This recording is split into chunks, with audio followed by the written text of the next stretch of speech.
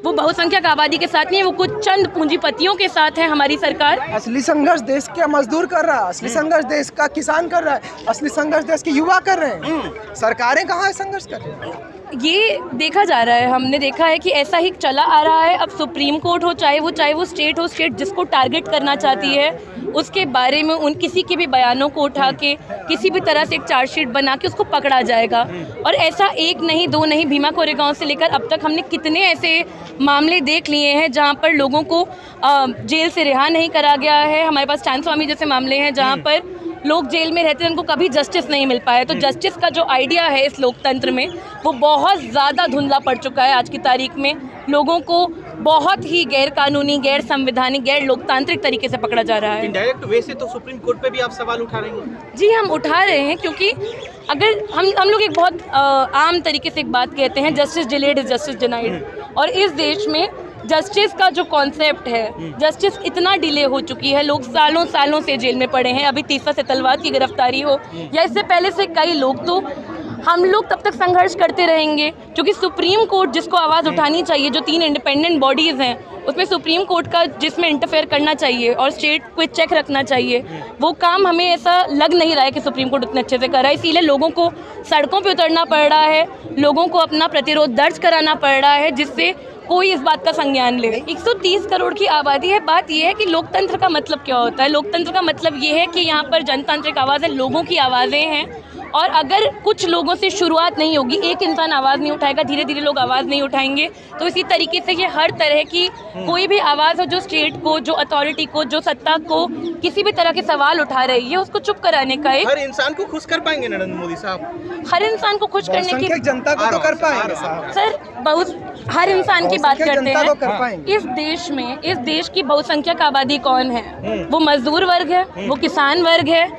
और उन लोगों को खुश करने के लिए हमारी नरेंद्र मोदी सरकार ने क्या करा है? 2 मिनट के लिए मैं आपके अभी के अरेस्ट के मुद्दे से भटक कर थोड़ा सा आपका समय लेती हूँ कि चाहे इस देश में ये बुलडोज़र पॉलिटिक्स चल रही हो काफ़ी समय से, चाहे इस देश में बेरोज़गारी का मुद्दा हो और ये अलग अलग तरीके से जो बेरोज़गार आबादी है, लोगों को इस देश में शिक्षा नहीं है, इस देश में रुक जाइए, इस देश में लोगों को रोज़गार नहीं है, जिस देश में लोगों को स्वास्थ्य व्यवस्था नहीं है, उसमें आप बोल रहे हैं कि मोदी जी सिर्फ बहुसंख्यक आबादी को खुश करने में हम चुनिंदा लोगों को दुखी कर रहे हैं, या फिर इस देश की बहुसंख्यक आबादी भी दुखी है और हम उन्हीं के मुद्दों को उठाते हैं। और जो लोग उनके मुद्दों को उठाते हैं, चाहे वो आबादी हो, चाहे वो बुलडोजरों से लोगों के घर तोड़ना हो, या एक्टिविस्टों को, चाहे वो डेमोक्रेटिक आवाज़ों को दबाना हो, कुचलना हो, वो बहुसंख्यक आबादी के साथ नहीं है, वो कुछ चंद पूंजीपतियों के साथ है हमारी सरकार।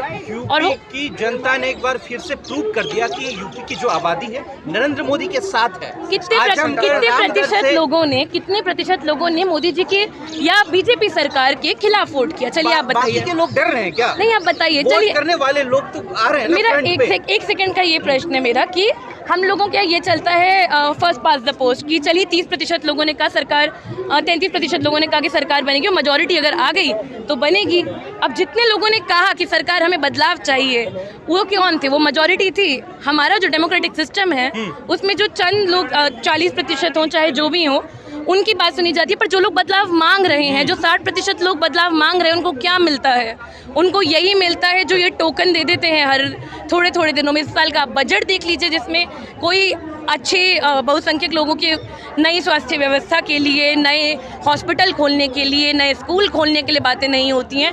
हमारे यहाँ बातें होती हैं तो हवाई बातें होती हैं। क्या है विकल्प, क्या है हिंदुस्तान के आवाम के पास? विकल्प ये है कि हम पहले जनता के हित की, जनता की बातें सुने। जनता, अगर नीतियाँ किसके लिए बनती हैं? इस जनता के लिए बन रही हैं।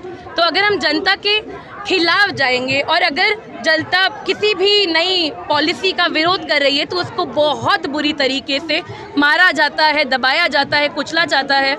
अभी कॉन्ट्रैक्चुअलाइजेशन का एक मुद्दा उठा था, लेबर कोड का मुद्दा उठा था।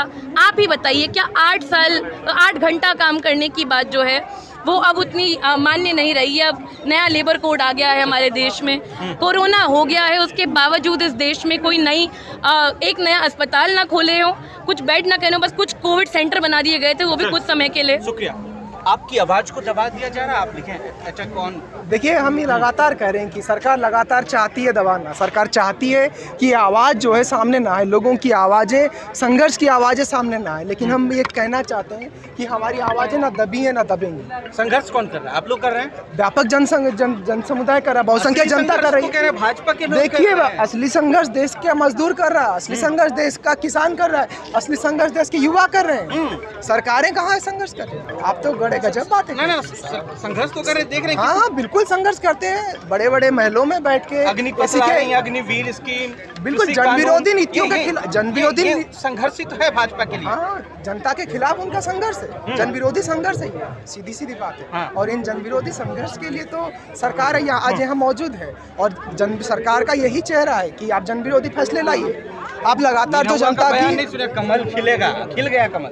देखिए, कमल खिल गया, लेकिन जनता के आशा का जो आलोक है, जनता के जो सपने हैं, हाँ। वो डूब गए हैं। इस पे तो बुलडोजर चल गया। बिल्कुल बुलडोजर फर्क चला लेकिन है। नहीं ना पड़ा, बुलडोजर चलने के बाद भी फर्क नहीं पड़ रहा है। देखिए भाई साहब, लोगों में फर्क पड़ा है, लोगों ने समझ लिए हैं कि अगर जनता को अपने मुद्दों की राजनीति करनी है तो उसे आवाज़ खुद सड़कों पे आके उठानी पड़ेगी।